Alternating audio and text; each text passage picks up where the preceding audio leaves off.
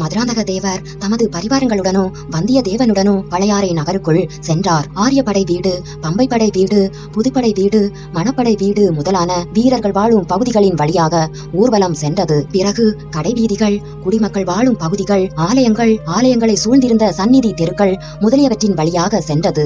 ஆங்காங்கு ஒரு சிலர் வீட்டு வாசல்களில் நின்று பார்த்தார்கள். ஆனால் மக்களிடையே எவ்வித உற்சாகமும் இல்லை என்பதை வந்தியத்தேவன் கண்டான். முதன்முறை வந்தியத்தேவன் பழையாறைக்கு வந்திருந்த போது நகரம் கோலாகலத்தில் மூழ்கியிருந்தது. இப்போது வீதிகள் ஜனசூன்யமாய் இருந்தன. பழையாறை பாழடைந்த நகரமோ என்று சொல்லும்படி இருந்தது. மதுராந்தக தேவர் மீது பழையாறை மக்கள் அவ்வளவாக விசுவாசம் கொண்டிருக்கவில்லை என்பது வெட்ட வெளிச்சமாக தெரிந்தது. வந்தியத்தேவனுக்கு இது ஒரு விதத்தில் வசதியா இருந்தது. தன் முகம் தெரிந்தவர்கள் யாரேனோ தன்னை பார்க்கும்படி நேர்ந்தால் அதனால் தொல்லை ஏற்படவும் இடமில்லை அல்லவா? இவர்கள் சோழ மன்னர்களின் பிரதான அரண்மனை வீதியை நெருங்கிக் கொண்டிருந்த சமயத்தில் இன்னொரு பக்கம் இருந்து பெரியதோர் ஊர்வலம் வந்து கொண்டிருந்ததை கண்டார்கள். அந்த ஊர்வலத்தின் மத்தியில் திறந்த பல்லக்கு ஒன்று வந்து கொண்டிருந்தது. அதில் இருந்தவர் யார் என்பது நன்கு தெரியவில்லை. ஆயினும் யாரோ சிவனடியார் என்றும் இளம் பிராயத்தினார் என்றும் தோன்றியது. சிவிகைக்கு முன்னும் பின்னும் ஜனக்கூட்டம் அதிகமா இருந்தது. கையில் தாளங்களை வைத்து இனிய ஐங்கார ஓசையை எழுப்பிக் கொண்டு சிலர் பல்லக்கின் முன்னாலும் பின்னாலும் பாடிக்கொண்டு வந்தார்கள். இடையிடையே திரு சிற்றம்பலம், ஹரஹர மகாதேவா என்ற கோஷங்களுடன் திருநாரையூர் நம்பி வாழ்க, பொல்லா பிள்ளையாரின் அருள் செல்வர் வாழ்க என்ற கோஷங்களும் எழுந்து வானை அளாவின. மதுராந்தகர் அந்த ஊர்வலத்தை பொறாமை கொண்ட கண்களினாலேயே பார்த்தார். பக்கத்திலிருந்து வீரனை பார்த்து ஏதோ கேட்டார். ஆம், பல்லக்கிலே வருகிறவர் தான் திருநாரையூர் நம்பி என்று அவன் மறுமொழி கூறினான். இருந்தாலும் என்ன தடபுடல்? இந்த ஊரில் நம்மை யாரும் கேட்பாரை காணோம். இந்த நம்பியை சூழ்ந்து கொண்டு ஜனங்கள் இவ்வளவு ஆர்ப்பாட்டம் செய்கிறார்களே என்றார் மதுராந்தக தேவர். அந்த ஊர்வலம் இவர்கள் இருந்த இடத்திலிருந்து சற்று தூரத்திலேயே சென்றது. ஆயினும் பல்லக்கின் அருகில் வந்தவர்களில் ஒருவர் முன்னொரு சமயம் கொள்ளிட நதியை படகிலே தாண்டிய போது ஆழ்வார்க்கடியானோடு சண்டையிட்ட வீர சைவர் என்று வந்தியத்தேவனுக்கு தோன்றியது. மதுராந்தகரும் அவருடைய பரிவாரங்களும் அரண்மனை வீதியை அடைந்து செம்பியன் மாதேவியின் மாளிகையை அடைந்தார்கள். அரண்மனை வாசலிலேயே பெரிய பிராட்டி நின்று கொண்டிருந்தார். யாரையோ வரவேற்பதற்கு ஆயத்தமாக அவர் காத்திருந்ததாய் தோன்றியது. மதுராந்தகர் ரதத்திலிருந்து இறங்கி அன்னையின் அருகில் சென்று வணங்கினார். வணங்கிய மதுராந்தகரை உச்சி முகந்து அன்னை ஆசி கூறினார். மகனே, நல்ல தருணத்தில் வந்துவிட்டாய். திருநாரையூர் நம்பி வந்து கொண்டிருக்கிறார். அவசியமானால் சற்று சிரம பரிகாரம் செய்து கொண்டு விரைவில் சபா மண்டபத்துக்கு வந்து சேர் என்று கூறினார். மதுராந்தகரின் முகப்பொலிவு இழந்ததை வந்தியத்தேவன் கவனித்துக் கொண்டான். பாவம், தம்மை வரவேற்பதற்காகவே பெரிய பிராட்டி அரண்மனை வாசலில் காத்திருந்ததாக மதுராந்தகர் எண்ணியிருந்தார். என்ன ஏமாற்றம்! பல்லக்கிலே பின்னால் ஊர்வலமாக வரும் சிவனடியாரை வரவேற்பதற்குத்தான் அவர் காத்திருந்தார் என்று தெரிந்ததும் மதுராந்தகருக்கு மிக்க ஏமாற்றமா இருந்தது. அரண்மனையில் மதுராந்தகருக்கு என்று ஒதுக்கப்பட்டிருந்த பகுதிக்கு எல்லோரும் சென்றார்கள். மதுராந்தகர் உடைமாற்றுதல் முதலிய காரியங்களை சாவகாசமாகவே செய்து கொண்டிருந்தார். சபா மண்டபத்துக்கு போக அவ்வளவாக ஆர்வம் கொண்டிருந்ததாய் தெரியவில்லை. அன்னையிடமிருந்து ஆள் மேல் ஆள் வந்து கொண்டிருந்தனர். கடைசியாக மதுராந்தகர் புறப்பட்டார். புறப்பட்ட போது அந்த நிமித்தக்காரன் எங்கே என்று வினாவினார். அவருடன் சபா மண்டபத்துக்கு போக துடிதுடித்து கொண்டிருந்த வந்தியத்தேவன் இதோ ஆயத்தமா இருக்கிறேன் என்றான். அவனையும் இன்னும் சிலரையும் அழைத்து கொண்டு மதுராந்தகர் சபா மண்டபம் போய் சேர்ந்தார். மண்டபத்தில் ஏற்கனவே சபை கூடியிருந்தது. ஒரு பக்கத்தில் செம்பியன் மாதேவியும் குந்தவை பிராட்டியும் மற்றும் சில அரண்மனை பெண்களும் வீட்டிருந்தார்கள். சபையில் நடுநாயகமாக போட்டிருந்த பீடத்தில் ஒரு வாலிபர் அமர்ந்திருந்தார். அவர் இளம் பிராயத்தவர். விபூதி ருத்ராட்சதாரி. அவருடைய திருமுகம் கலையுடன் பொலிந்தது.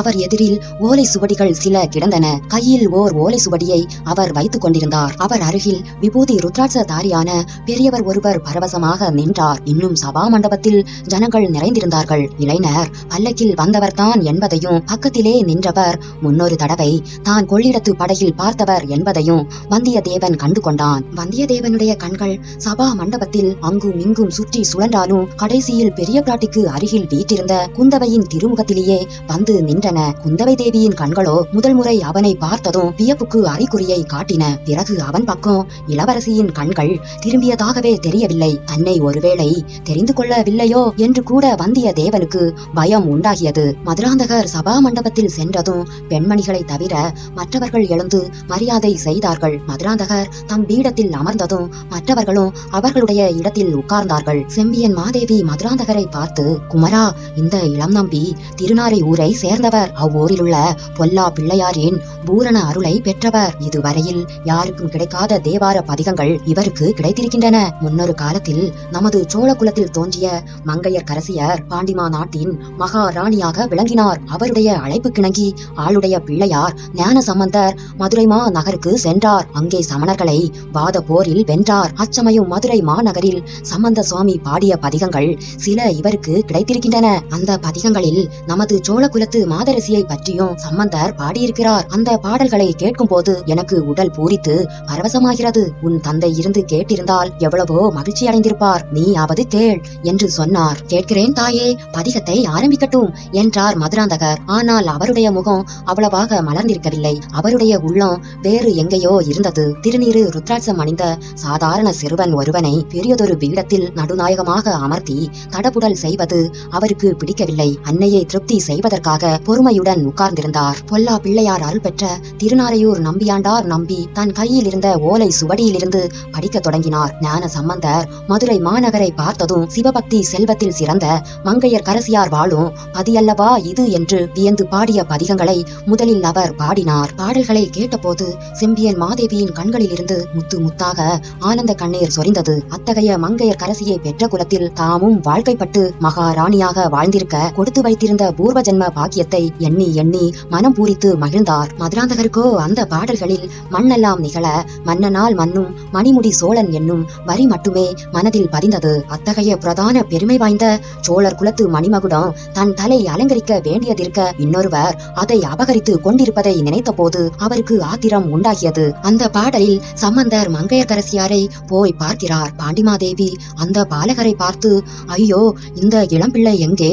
பிரம்மராட்சதர்கள் போன்ற சமணர்கள் எங்கே? இந்த பிள்ளை அவர்களுடன் எப்படி வாத போரிட்டு வெல்ல முடியும் என்று கவலையுறுகிறார். அதை அறிந்த சம்பந்தர் பாண்டிமாதேவியை பார்த்து சொல்கிறார். மானினேர் விழி மாதராய் வழுதிக்கு என்ற பதிகத்தை திருநாரையூர் நம்பியாண்டார் நம்பி பாடிய போது செம்பியன் மாதேவி தம்மையே மங்கையர் கரசியாகவும் பதிகம் பாடிய நம்பியையே ஞான சம்பந்தராகவும் பாவனை செய்து கொண்டு இந்த உலக நினைவையே மறந்து மனம் பூரித்தார். மதுராந்தக தேவரோ, ஆம், நான் இளம் பிராயத்து சிறு பிள்ளைத்தான். ஆனால் திருக்கோவலூர் மலையமானுக்கும் கொடும்பாளூர் பூதி விக்ரமகேசரிக்கும் அவர்களுடைய ஆதரவை பெற்ற சுந்தர சோழரின் புதல்வர்களுக்கும் அஞ்சிவிட மாட்டேன். சம்பந்தருக்கு ஆலவாயரின் அருள் இருந்தது போல் எனக்கு பழுவேட்டரையர் உதவி இருக்கிறது என்று எண்ணிக்கொண்டார். வந்தியத்தேவனுடைய செவிகளில் பாடல் ஒன்றும் புகவே இல்லை. அவனுடைய கண்களும் கருத்தும் குந்தவை தேவியிடமே முழுவதும் ஈடுபட்டிருந்தன. இளைய பிராட்டி தன்னை தெரிந்து கொள்ளவே இல்லையா? தெரிந்து கொண்டும் பாராமுகமா அல்லது தன்னிடம் ஒப்புவித்த காரியத்தை நிறைவேற்றி விட்டு வந்து உடனே சொல்லவில்லை என்ற கோபமா என்று அவன் மனம் சிந்தித்து கொண்டிருந்தது. அத்துடன் இளைய பிராட்டியை தனிமையில் எப்படி சந்திப்பது, சந்தித்து செய்தியை எப்படி சொல்வது என்றும் அவன் யோசனை செய்து கொண்டிருந்தான். பாடல்கள் முடிவடைந்ததும் செம்பியன் மாதேவி நம்பியாண்டாருடன் வந்திருந்த பெரியவரை பார்த்து, ஐயா, இந்த இளம்பிள்ளையை பார்த்தால் ஞான சம்பந்தரே மீண்டும் அவதரித்திருப்பது போல் தோன்றுகிறது. இவரை அழைத்துக் கொண்டு தமிழகம் எங்கும் ஊர் ஊராக செல்லுங்கள். ஆங்காங்கே கிடைக்கும் தெய்வீகமான தேவார பதிகங்களை சேகரித்துக் கொண்டு வாருங்கள். அப்பர் பதிகங்களையும் சம்பந்தர் பதிகங்களையும் சுந்தரமூர்த்தியின் பாடல்களையும் தனித்தனியாக தொகுக்க வேண்டும். சிவாலயங்கள் எல்லாவற்றிலும் தினந்தோறும் பாட செய்ய வேண்டும். இது என் கணவருடைய விருப்பம். அதை என் வாழ்நாளில் நிறைவேற்றி பார்க்க ஆசைப்படுகிறேன். நீங்கள் ஊர் ஊராய் போவதற்கு வேண்டிய சிவிகைகள், ஆட்கள், பரிவார சாதனங்கள் எல்லாம் அளிப்பதற்கு ஏற்பாடு செய்கிறேன். சக்கரவர்த்தியின் அனுமதியை கேட்டு என் குமாரனிடமே செய்தி சொல்லி அனுப்புகிறேன் என்றார். அச்சபையில் அப்போது எழுந்த கோலாகலமான கோஷங்கள் மதுராந்தகரின் செவிகளுக்கு கொடூரமாக இருந்தன. நம்பியாண்டார் நம்பியை வரவேற்பதற்காக கூடியிருந்த சபை கலையும் சமயத்தில் பெரிய மகாராணி தாம் செல்வ குமாரனிடம், மகனே, நான் இவர்களை அரண்மனை வாசல் வரையில் சென்று வழி அனுப்பிவிட்டு வருகிறேன். அதற்குள் நீ உன் இருப்பிடம் சென்று சிரம பரிகாரம் செய்து கொண்டு திரும்பி வா. உன்னிடம் ஒரு முக்கியமான விஷயம் பேச வேண்டும். ஆகட்டும் தாயே என்று சொல்லிவிட்டு மதுராந்தகர் புறப்பட்டார். அரண்மனையில் அவர் தங்கியிருந்த பகுதிக்கு போனார். அவருடைய உள்ளத்தில் ஆத்திரமும் பொறாமையும் கொழுந்துவிட்டு எரிந்தன. யாரோ வழியோடு போகிற ஆண்டி பண்டாரத்துக்கு எவ்வளவு தடபுடலான மரியாதைகள்! ராஜகுலத்தின் கௌரவத்துக்கே தம் தாயினால் பங்கம் நேர்ந்துவிடும் போலல்லவா இருக்கிறது. பழுவேட்டரையர்கள் தம் அன்னையை பற்றி அடிக்கடி குறை சொல்வதில் வியப்பு ஒன்றும் இல்லை. உடம்பில் சாம்பலை பூசிக்கொண்டு ருத்ராட்ச மாலைகளை அணிந்து கொண்டு யார் வந்தாலும் பெரிய மகாராணிக்கு போதும் அதிகம் ஒன்றும் அவன் பாடிக்கொண்டு வரவேண்டும், அல்லது கோயில் குளம் திருப்பணி என்று சொல்லிக் கொண்டு வரவேண்டும். இப்படிப்பட்டவர்களுக்கு அள்ளி கொடுத்து ராஜாங்க பொக்கிஷத்தையே இவர் சூனியமாக்கி விடுவார் போலிருக்கிறது. போதாத குறைக்கு இளவரசி குந்தவை ஒருத்தி எப்போதும் அருகில் இருக்கிறாள். கோவில் திருப்பணி செய்து மிச்சம் ஏதேனும் இருந்தால் அதை மருத்துவ சாலை ஏற்படுத்துவதற்காக செலவிட்டு வருகிறாள். இப்படியெல்லாம் இவர்கள் செய்வதற்கு இடம் கொடுத்து வந்தால் நாளை நம்முடைய மனோரதம் எப்படி நிறைவேறும்? சோழ சிங்காதனத்தில் ஏறி நாலா திசைகளிலும் சோழ படைகளை அனுப்பி இந்த நில உலகம் முழுவதையும் வென்று ஒரு குடைநிழலில் ஆளுவது எவ்விதம் நடைபெறும்? மறுபடியும் பெரிய மகாராணிக்கு மகனிடம் ஏதோ ரகசியம் பேச வேண்டுமாம். என்ன ரகசியத்தை சொல்ல போகிறாரோ தெரியவில்லை. அஷ்டாங்க யோகம், நிதித்தியாசனம் ஆகியவற்றை குறித்து ஒருவேளை பேச ஆரம்பித்து விடுவார். கண்களின் பார்வையை மூக்கு நுனியில் செலுத்தி குண்டலினியை மேல் நோக்கி கொண்டு வருவதினால் 64 கலைகளையும் கற்காமல் கற்கும் முறையை பற்றி ஒருவேளை உபதேசிக்க ஆரம்பித்து விடுவார். இப்படியெல்லாம் சொல்லித்தான் நம்மை உலகம் அரை பைத்தியம் என்று பரிகசிக்கும்படியான நிலைக்கு கொண்டு வந்துவிட்டார். அம்மாதிரி பேச்சுக்களுக்கு இனிமேல் இடம் கொடுக்க கூடாது. அவர் பேசித்தான் தீருவேன் என்றாலும் நாம் காதிலே வாங்கிக் கொள்ள கூடாது. இருக்கட்டும், அன்னை மீண்டும் கூப்பிட்டு அனுப்புவதற்குள் அந்த நிமித்தக்காரனிடம் பேசியாக வேண்டும். யாருமே அறிந்திருக்க முடியாத 2 மர்மமான செய்திகளை அவன் எப்படி அறிந்து கொண்டான்? அதை நினைத்து பார்த்தால் ஒரே வியப்பாக அல்லவா இருக்கிறது. அதிசயமான சக்தி அவனிடம் ஏதோ இருக்க வேண்டும். சென்று போன நிகழ்ச்சிகளை அறிந்து கூறியது போல் வருங்காலத்தில் நடக்கப் போவதை பற்றியும் அவனால் கூற முடியுமா? அவனையே கேட்டு பார்த்து விடலாம். சபையிலிருந்து தாம் புறப்படும் சமயத்தில் நிமித்தக்காரன் அங்கும் இங்கும் பார்த்து கொண்டு தயங்கி நிற்பதை மதுராந்தகர் கவனித்தார். அவனை தம்முடன் வரும்படி சைகையால் கட்டளையிட்டார். வந்தியத்தேவனுடைய கண்கள் இளவரசியின் முகத்தை பார்க்கவும் நயன பாஷையினால் செய்தியை உணர்த்தவும் ஆர்வம் கொண்டிருந்தன. ஆனால் இளவரசி மீண்டும் அவனை திரும்பி கூட பார்க்காமல் பெரிய மகாராணியுடன் போய்விட்டாள். இது என்ன? தன்னை இளவரசி அடியோடு மறந்து விட்டாரா? அப்படித்தான் இருக்க வேண்டும். எத்தனையோ ஆயிரம் பேரை அவர் தினம் பார்த்து வருகிறார். ஒரு தடவை 2 தடவை பார்த்த தன்னுடைய முகம் அவர் மனதில் எவ்விதம் நினைவிருக்கும்? நான் பைத்தியக்காரன். இரவும் பகலும் எத்தனையோ விபரீத சம்பவங்கள் அபாயங்களுக்கு இடையிலும் இளவரசியின் திருமுகத்தையே நினைத்துக் கொண்டிருந்தேன். இளவரசி எதற்காக என்னை நினைத்திருக்க வேண்டும்? ஆயினும் தன்னை எதற்காக அனுப்பினாரோ அந்த செய்தியை தெரிந்து கொள்வதில் கூட அவருக்கு ஆர்வம் இல்லாமலா போய்விடும்? தனக்கு முன்னாலே யாராவது வந்து சொல்லி இருப்பார்களோ? அது எப்படி முடியும்? இல்லை, அவர் ஏதோ கவலையில் ஆழ்ந்திருக்கிறார் என்பதையும் அவர் முகம் நன்றாக காட்டியது. தன்னை அடையாளம் கண்டு கொள்ளாததும் காரணமாகத்தான் இருக்க வேண்டும். ரகசிய ஓலை எடுத்துக்கொண்டு இலங்கை சென்ற தூதன் மதுராந்தக தேவரின் பரிவாரங்களில் ஒருவனாக சபைக்கு வந்தால் எப்படி அடையாளம் கண்டுபிடித்து தெரிந்து கொள்ள முடியும்? ஆகா, இளவரசியை சந்தித்து அந்த நகரில் நுழைவதற்கு தான் கையாண்ட யுக்திகளை பற்றி சொல்லும் போது அவர் எவ்வளவு ஆச்சரியம் அடைவார். ஆனால் சந்திப்பது எப்படி? செய்தி சொல்லி அனுப்புவது எப்படி? நிமித்தக்காரா, என்ன யோசனையில் ஆழ்ந்திருக்கிறாய் என்று மதுராந்தகரின் குரலை கேட்டு வந்தியத்தேவன் திடுக்கிட்டான். அதற்குள்ளே அவர்கள் மதுராந்தக தேவருடைய தனி அறைக்கு வந்திருந்தார்கள். நிமித்தக்காரர்கள் என்பவர்கள் ஞான திருஷ்டி படைத்த முனிவர்களைப் போல் அகக்கண்ணினால் பார்க்கும் ஆற்றல் உடையவர்கள். அவர்கள் மனதை ஒருமுகப்படுத்தி வைத்துக் கொண்டு அகக்கண்ணின் உதவியினால் முக்கால நிகழ்ச்சிகளையும் நேரில் பார்ப்பது போல் பார்த்து உரைப்பார்கள். சிலர் புறக்கண்களை மூடிக்கொண்டு தியானத்தில் அமர்ந்து சொல்வார்கள். இன்னும் சிலர் தீப்பிழம்பை உற்று நோக்கிய வண்ணம் மனதை ஒருமுகப்படுத்திக் கொண்டு நடந்து போன நடக்கப் போகிற நிகழ்ச்சிகளை அந்த தீப பிழம்பில் பார்த்து சொல்வார்கள். இன்னும் சிலருக்கு எதிர்பட்டவர்களின் முகத்தை பார்க்கும் போதே அவர்களுடைய சென்ற கால வரலாறும் வருங்கால வரலாறும் மனதில் தோன்றிவிடும். இத்தகைய அதிசய சக்திகள் படைத்தவர்களை தவிர காக்கை இடம் போயிற்றா பலம் போயிற்றா என்பது முதலான வெளி நிகழ்ச்சிகளை கொண்டு சகுன பலன்களை உரைக்கும் சாதாரண நிமித்தக்காரர்களும் உண்டு. வந்தியத்தேவன் தன்னை நிமித்தக்காரா என்று மதுராந்தகர் அழைத்ததும் திடுக்கிட்டான். இளவரசர் மேலும் தன்னை என்னென்ன கேள்விகள் கேட்பாரோ தெரியவில்லை. அவற்றுக்கெல்லாம் சாமர்த்தியமாக தக்க விடை கூறி சமாளித்துக் கொள்ள வேண்டும். கடவுளே, இங்கிருந்து இவரிடமிருந்து தப்பித்து செல்வது எப்படி? இளவரசியை தனியாக சந்தித்து பேசுவது எப்படி? இளவரசே, வேறு யோசனை ஒன்றும் இல்லை. நான் நிமித்தக்காரனாய் இருப்பதை காட்டிலும் இப்போது சபையில் பார்த்த பிள்ளையை போல் 4 பதிகங்களை கற்றிருந்தால் எவ்வளவு நன்றா இருக்கும். எனக்கும் எவ்வளவு உபசார மரியாதையெல்லாம் நடக்கும் என்று தான் சிந்தித்துக் கொண்டிருந்தேன். யார் வேண்டாம் என்றார்கள்? நீயும் தேவார திருப்பதிகம் கற்றுக்கொண்டு பாடுவது தானே என்றார் மதுராந்தகர். இளவரசே, இன்னாருக்கு இன்னபடி என்று எழுதியிருப்பது போலத்தானே நடக்கும். வீண் ஆசைப்பட்டு என்ன பயன்? நிமித்தக்காரா, பதிகம் பாடிய அந்த பிள்ளையை பற்றி உனக்கு என்ன தோன்றுகிறது? இளவரசே, மிக உயர்ந்த யோகம், சிவயோகமும் ராஜயோகமும் கலந்தது. மன்னர்களும் மகாராணிகளும் அந்த பிள்ளைக்கு மரியாதை செய்வார்கள். மகான்களுடைய பெயருடனே அவருடைய பெயரும் சேர்ந்து இந்த பூ உலகத்தில் நெடுங்காலம் விளங்கும். வல்லவரையன் ஏதோ குருட்டாம் போக்காக இவ்விதம் கூறினான். ஆனால் மதுராந்தகருடைய மனதில் அவனுடைய வார்த்தைகள் பெரும் கிளர்ச்சியை உண்டாக்கிவிட்டன. நிமித்தக்காரா, என்னுடைய யோகம் எப்படி என்று சொல். இளவரசே, அவனுடைய யோகத்தைப் போலவே தங்கள் யோகமும் சிவயோகமும் ராஜயோகமும் கலந்தது. ஆனால் இன்னும் மேன்மையானது. அப்பனே, கொஞ்சம் விவரமாக சொல் பார்க்கலாம். வல்லவரையன் என்ன சொல்வது செய்வது என்று யோசிக்க அவகாசம் வேண்டினான். ஆகையால், இளவரசே, இப்படியெல்லாம் அவசரப்பட்டால் முடியுமா? விவரமாக சொல்ல வேண்டுமானால் தீபம் ஏற்றி வைத்து அகில் புகை போட சொல்ல வேண்டும். தாங்களும் தீபத்துக்கு பின்னால் உட்கார்ந்து கொள்ள வேண்டும். அப்போது வருங்கால நிகழ்ச்சிகளை நடக்க போகிறபடியே பார்த்து சொல்வேன். மதுராந்தகர் பரபரப்பு அடைந்து தீபம் ஏற்றி வைக்கும்படியும் அகில் புகை போடும்படியும் கட்டளையிட்டார். தீபத்துக்கு முன்னாலும் பின்னாலும் ஆசன பலகைகள் போடப்பட்டன. மதுராந்தகர் ஒரு பலகையில் உட்கார்ந்த பின்னர் அவருக்கெதிரே வந்தியத்தேவனும் உட்கார்ந்தான். கண்ணை மூடிக்கொண்டு சிறிது நேரம் தியானத்தில் ஆழ்ந்திருந்தான். அவனுடைய வாய் ஏதோ மந்திரங்களை முணுமுணுத்து கொண்டிருந்தது. பிறகு அவன் உடம்பை ஒரு குலுக்கு குலுக்கிக் கொண்டு ஆவேசம் வந்தவனைப் போல் நடித்தான். வெறியாட்டக்காரனைப் போல் அவன் உடல் நடுங்கியது. பின்னர் கண்களை அகல திறந்தான். எதிரில் இருந்த தீபத்தின் பிழம்பை உற்று பார்க்கலானான். சற்று நேரம் பார்த்துவிட்டு மதுராந்தக தேவரை நோக்கி, இளவரசே, தங்களை பற்றி அலட்சியமாக ஏதாவது சொல்லி இருந்தால் மன்னிக்க வேண்டும். தங்களுடைய யோகம் சாதாரண யோகமல்ல. அங்கே சபையில் உட்கார்ந்து பாட்டு படித்த பிள்ளையின் யோகத்துக்கும் தங்கள் யோகத்துக்கும் யாதொரு சம்பந்தம் இல்லை. அந்த பிள்ளையின் யோகம் அரசர்களின் ஆதரவினால் ஏற்படும் ராஜயோகம். தங்களுடைய யோகத்தை பற்றி இந்த தீபத்திலே நான் காண்பது என்னையே பிரமிக்க செய்கிறது. அப்படி என்ன காண்கிறாய்? சொல் என்றார் மதுராந்தகர். ஆஹா,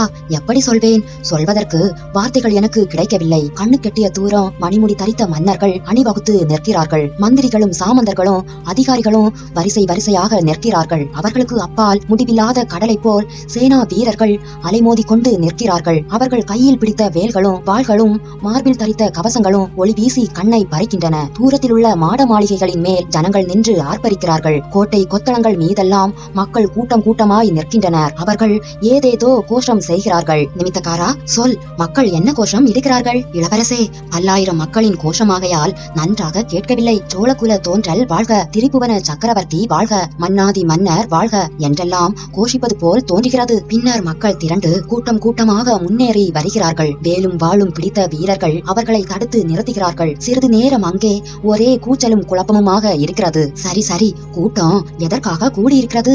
அதை சொல் இளவரசே. அதைத்தான் நானும் இப்போது பார்க்க போகிறேன். கூட்டத்தின் மத்தியில் புலிக்கொடி வானளாவி பறக்கிறது. அதற்கு கீழே மீன்கொடி, விற்கொடி, பனைக்கொடி, சிங்கக்கொடி, ரிஷபக்கொடி, பன்றிக்கொடி ஆகியவை தாழ்வாக பறக்கின்றன. மயன் மாளிகையை போன்ற சபா மண்டபத்தின் நடுவிலே நவரத்தின கசிதமான தங்க சிங்காதனம் போட்டிருக்கிறது. அருகில் ஒரு பீடத்தில் சூரிய பிரகாசமான வைர வைடூரியங்கள் பதித்த மணிமகுடம் ஒன்று வைத்திருக்கிறது. சிங்காதனத்துக்கு மேலே வெண்கொற்ற குடை விரிந்து கவிந்திருக்கின்றன. தேவ கன்னியரை போன்ற பெண்கள் கைகளில் வெண்சாமரங்களை வைத்துக் கொண்டு காத்திருக்கிறார்கள். பல பல புண்ணிய தீர்த்தங்களில் இருந்து கொண்டு வந்த தண்ணீருடன் போர்க்குடங்கள் வரிசையாக வைத்திருக்கின்றன. இளவரசே, பட்டாபிஷேகத்திற்கு எல்லாம் ஆயத்தமாகி விட்டன. அப்பனே, யாருக்கு பட்டாபிஷேகம்? அதை சொல் என்றார் மதுராந்தகர். இதோ அதுவும் தெரிந்துவிடும். சபா மண்டபத்தின் பிரதான வாசற் கதவு திறக்கிறது. பல வகை கட்டியம் கூறிக்கொண்டு சிலர் உள்ளே வருகிறார்கள். வீர கம்பீர தோற்றமுடைய கிழவர் ஒருவர் வருகிறார். அவருடைய சகோதரர் போல் காணப்படும் இன்னொருவர் வருகிறார். அவர்களுக்கு பின்னால் மன்மதனை போன்ற சுந்தர ரூபமுடைய ராஜகுமாரர் ஒருவர் இதோ வருகிறார். அது யார் என்று மதுராந்தகர் கேட்டார். வந்தியத்தேவன் மதுராந்தகரை மறுமுறை உற்று பார்த்துவிட்டு மீண்டும் தீபத்தை நோக்கினான். இளவரசே, தங்களைப் போலவே அவர் இருக்கிறார். தங்களைப் போல என்ன? தாங்களே தான். முன்னால் வந்த இருவரும் தங்களை சிம்மாசனத்தை நோக்கி அழைத்து செல்கிறார்கள். ஜெயகோஷங்கள் சமுத்திர கோஷத்தை போல் எழுகிறது. தங்கள் மீது 100 கரங்கள் மலர்களையும் மணிகளையும் மஞ்சள் நிற தானியங்களையும் தூவுகின்றன. இதோ தாங்கள் சிங்காதனத்தை நெருங்கிவிட்டீர்கள். அடடா, இது என்ன? சகுன தடை போல் யார் குறுக்கே வருகிறது? தலைவிரி கோலமாக ஒரு பெண் குறுக்கே வந்து தங்களுக்கும் சிம்மாசனத்துக்கும் நடுவில் நிற்கிறாள். வேண்டாம் என்று தங்களை தடை செய்கிறாள். தாங்கள் அந்த பெண்ணை தள்ளுகிறீர்கள். அடடா, இது என்ன? நல்ல சமயத்தில் இப்படி புகை வந்து மூடிக்கொள்கிறது. ஒன்றும் தெரியவில்லையே. பார், நன்றாக உற்றுப்பார். அப்புறம் என்ன நடக்கிறது என்று மதுராந்தக தேவர் கேட்டார். இளவரசே, மன்னிக்க வேண்டும். பெரும் புகைப்படலம் வந்து எல்லாவற்றையும் மறைத்துவிட்டது. பார் அப்பனே, பார். அந்த பெண் யார் என்றாவது பார். அவளை நீ முன்னம் பார்த்திருக்கிறாயா? இளவரசே, அந்த மாதரசியும் மறைந்து விட்டாள். தாங்களும் மறைந்து விட்டீர்கள். சபை, சிம்மாசனம், கிரீடம் எல்லாம் மறைந்து விட்டன. இந்த அரண்மனையில் மந்திர சக்தி உள்ளவர்கள் யாரோ இருக்க வேண்டும். வேண்டுமென்றே மந்திரம் போட்டு தடுத்து விட்டதாக காண்கிறது. ஐயோ, என் முகமெல்லாம் பற்றி எரிவது போல் இருக்கிறது. இவ்விதம் கூறி வந்தியத்தேவன் தன் கரங்களினால் முகத்தை மூடிக்கொண்டான். அப்படியே சிறிது நேரம் இருந்துவிட்டு கண்களை திறந்து பார்த்தான். மதுராந்தக தேவருடைய உடம்பின் நரம்புகள் எல்லாம் புடைத்து கொண்டிருந்தன. அவருடைய முகத்தில் கோபம் கொதித்துக் கொண்டிருந்தது. கண்கள் எரியும் தணல்களைப் போல் பிரகாசித்தன. வந்தியத்தேவனுக்கு சிறிது பயமாகவே போய்விட்டது. இளவரசருடைய ஆசை வெறியை அளவுக்கு அதிகமாக கிளப்பிவிட்டோமோ என்று பயந்து போனான். மறுபடியும் பார், நன்றாக பார்த்து சொல் என்றார் மதுராந்தகர். இளவரசே, அதில் பயனில்லை. ஒரு தடவை மறைந்த காட்சி மறுபடியும் உடனே வராது. சில நாள் கழிந்த பிறகுதான் வரும். தீபத்தை பார்த்து வேண்டுமானால் வேறு ஏதாவது காட்சி தெரிந்தால் சொல்கிறேன். சொல், என்ன காட்சி புலப்பட்டாலும் சொல். ஜனங்கள் ஒரே குழப்பமா இருக்கிறார்கள். துக்கமாகவும் கோபமாகவும் இருக்கிறார்கள். தூதன் ஒருவன் வந்து அவர்களிடம் ஏதோ செய்தி சொல்கிறான். ராஜ குடும்பத்தை சேர்ந்த யாரோ ஒருவர் கடலில் மூழ்கி விட்டதாக சொல்கிறான். ஐயோ பாவம், அந்த தூதனை ஜனங்கள் அடிக்கப் போகிறார்கள். இளவரசே, அம்மாதிரி ஏதாவது நேர்ந்தால் தாங்கள் அந்த சந்தர்ப்பத்தில் ஜனங்கள் மத்தியில் செல்ல வேண்டாம். சென்றாலும் ஜாக்கிரதையாக செல்லுங்கள். நிமித்தக்காரா, கடலில் மூழ்கியது யார் என்று பெயர் சொல்லவில்லையா? கூச்சலிலும் குழப்பத்திலும் பெயர் காதில் விழவில்லை. அந்த காட்சி மறைந்துவிட்டது. இப்போது கழுத்தில் மண்டை ஓடு மாலைகளை அணிந்த ஒரு பயங்கரமான கூட்டம் என் கண்முன் தெரிகிறது. கபாலிகர்கள், காலமுகர்கள் போல் தோன்றுகிறார்கள். அவர்களில் ஒருவன் கையில் ஒரு பயங்கரமான அரிவாளை வைத்துக் கொண்டிருக்கிறான். அவனுக்கு எதிரில் பலிபீடம் ஒன்று இருக்கிறது. இளவரசே, இங்கேயும் ராஜகுமாரர் ஒருவர் வருகிறார். காலாமுகர்கள் அவரை சூழ்ந்து கொண்டு கும்மாளம் அடிக்கிறார்கள். ஐயோ, தப்பி தவறி கூட தாங்கள் அப்படிப்பட்ட கூட்டத்தின் மத்தியில் போக வேண்டாம். இதை கேட்டதும் மதுராந்தகருடைய முகத்தில் வியர்வை துளித்தது. அவர் உடம்பு நடுங்கியது. வந்தியத்தேவன் அதை கவனித்துக் கொண்டான். பின்னர், இளவரசே, மேலே ஒன்றும் எனக்கு தெரியவில்லை. மன்னிக்க வேண்டும். என் தலை சுற்றுகிறது, கண் இருளுகிறது. யாரோ மந்திரம் போட்டு தடை செய்கிறார்கள். இன்னொரு சமயம் இன்னொரு இடத்தில் பார்த்து சொல்கிறேன் என்று கூறி தன் தலையை கையால் பிடித்துக் கொண்டான். அச்சமயத்தில் அரண்மனை சேவகன் ஒருவன் வந்து பெரிய மகாராணி செம்பியன் மாதேவி இளவரசரை அழைத்து வர சொன்னதாக கூறினான். மதுராந்தகர் தம் உள்ளத்தில் பொங்கிய ஆத்திரத்தை எல்லாம் அன்னை மீது கொட்டிவிடுவது என்று தீர்மானித்துக் கொண்டு புறப்பட்டார். ஐயா, தலைவலி பொறுக்க முடியவில்லை. அரண்மனைக்கு வெளியே சென்று இந்த நகரை கொஞ்சம் சுற்றி பார்த்துவிட்டு வருகிறேன் என்று வந்தியத்தேவன் அவரிடம் கூறி அனுமதி பெற்றுக் கொண்டான். பழையாறை மருத்துவர் மகன் நாகபாணி பண்டிதனுக்கு வாழ்க்கையில் ஒரு புதிய ரசம் ஏற்பட்டிருந்தது. சில நாளைக்கு முன்பு வரையில் அவன் தந்தையிடம் மருந்து சாஸ்திரம் கற்றுக்கொள்வதுடன் திருப்தி அடைந்தான். கோடிக்கரை பிரயாணத்தின் போது வந்தியத்தேவன் வெளி உலகத்தை பற்றி பல விஷயங்களை அவனுக்கு கூறினான். வைத்தியர் மகன் முதல் தர அசடு என்று தெரிந்து கொண்ட வந்தியத்தேவன் அவனிடம் பெண்களிடம் காதல் கொள்வதை பற்றிய அபாயங்களை பற்றி பேசலானான். நான் ஒரு பெண்ணிடம் காதல் கொண்டு அதன் பயனாக அனுபவித்து வரும் இன்ப துன்பங்களை பற்றி கூறினான். வைத்தியர் மகன் பினாகபாணி இந்த பேச்சுக்களை முதலில் அவ்வளவாக ரசிக்கவில்லை. சிறிது சிறிதாக அவன் மனம் மாறியது. வந்தியத்தேவனிடம் விவரமில்லாத பொறாமையும் ஆத்திரமும் ஏற்பட்டன. அவனுடைய மனதை கவர்ந்த மங்கையின் ஊர் பெயர் என்னவென்று கேட்டான். வந்தியத்தேவன் சொல்ல மறுத்துவிட்டான். அதனால் பினாகபாணியின் கோபம் அதிகமானது. கோடிக்கரை போய் சேருவதற்குள் வந்தியத்தேவனை வைத்தியரின் மகன் தன்னுடைய சத்துருவாகவே கருத தொடங்கிவிட்டான். அவன் மனதிற்குள் புதைந்து கொண்டிருந்த தீ பூங்குழலியை பார்த்ததும் கொழுந்துவிட தொடங்கியது. பூங்குழலி அவனை மறுத்தளித்ததுடன் பரிகாசமும் செய்தாள். அவள் தன்னை காட்டிலும் வந்தியத்தேவனை அதிகம் மதிக்கிறாள் என்று தெரிய வந்ததும் பினாகபாணியின் பைத்தியம் முற்றிவிட்டது. வந்தியத்தேவனை தொடர்ந்து வந்த வீரர்களிடம் அவனை காட்டிக் கொடுக்கவும் துணிந்தான். பழுவேட்டரையரின் ஆட்கள் வந்தியத்தேவனை பிடிக்க முடியாமல் பினாகபாணியை பிடித்துக் கொண்டு தஞ்சை சென்றார்கள்.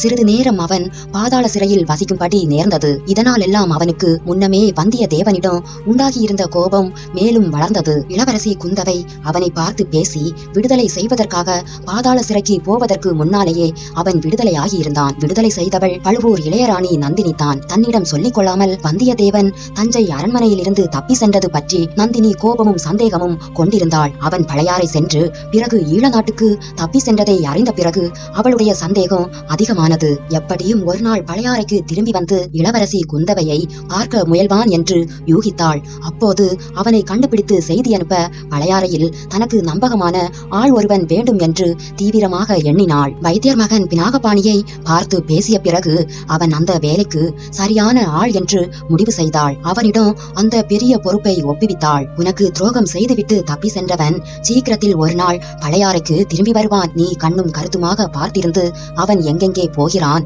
என்னென்ன செய்கிறான் என்பதை கவனித்து எனக்கு உடனே சொல்லி அனுப்ப வேண்டும். அவ்விதம் செய்தால் உனக்கு வேண்டிய வெகுமதிகளை அளிப்பேன். இவ்வாறு நந்தினி பினாகபாணியிடம் கூறினாள். பின்னர் சின்ன பழுவேட்டரையரும் அவனை அழைத்து வந்தியத்தேவனை பற்றி கட்டளை இட்டார். அந்த ராஜ துரோகி திரும்பி வரும்போது அவனை பிடித்து கொடுத்தால் உன்னை நமது ஒற்றற்படையில் சேர்த்து பெரிய அதிகாரியாக்கி விடுவேன் என்று அவனுக்கு ஆசை காட்டியிருந்தார். அன்று முதல் பினாகபாணி மருத்துவ தொழிலில் பற்றை இழந்து விட்டான். ஏதேதோ ஆகாச கோட்டைகளை கட்டிக்கொண்டே பழையாறை நகரின் வீதிகளில் ஓயாமல் அலைந்து கொண்டிருந்தான். திடீரென்று அவனுக்கு சந்தேகம் உதித்துவிடும். வீதியில் போகிறவர்களின் அருகில் ஓடி சென்று முகத்தை உற்று பார்ப்பான். இவன் இல்லை என்று முணுமுணுத்துக் கொண்டே அப்பால் செல்வான். இதை பார்த்த பலரும் வைத்தியர் மகனுக்கு சித்தப்பிரமை பிடித்து விட்டதென்று எண்ணத் தொடங்கினார்கள். ஆயினும் பினாகபாணி தன்னுடைய முயற்சியை கைவிடவில்லை. மதுராந்தக தேவரும் அவருடைய பரிவாரங்களும் பழையாறைக்குள் சென்ற போது பினாகபாணி அவர்களை அவ்வளவு நன்றாக கவனிக்கவில்லை. அவர்களில் வந்தியத்தேவன் இருக்கக்கூடும் என்று அவன் எதிர்பார்க்கவில்லை. திருநாரையூர் நம்பியின் பல்லக்கை சூழ்ந்திருந்த பெரும் கூட்டத்திலே அவன் சுற்றி சுற்றி வந்து பார்த்து கொண்டிருந்தான். அப்போது சற்று தூரத்தில் மதுராந்தகருடைய பரிவாரம் போவது தெரிந்தது. மதுராந்தகருக்கு அருகில் குதிரை மேலிருந்தவன் ஒரு தடவை திரும்பி பார்த்தபோது பினாகபாணிக்கு சந்தேகம் உதித்தது. ஆனால் அவன் விரைவாக சென்று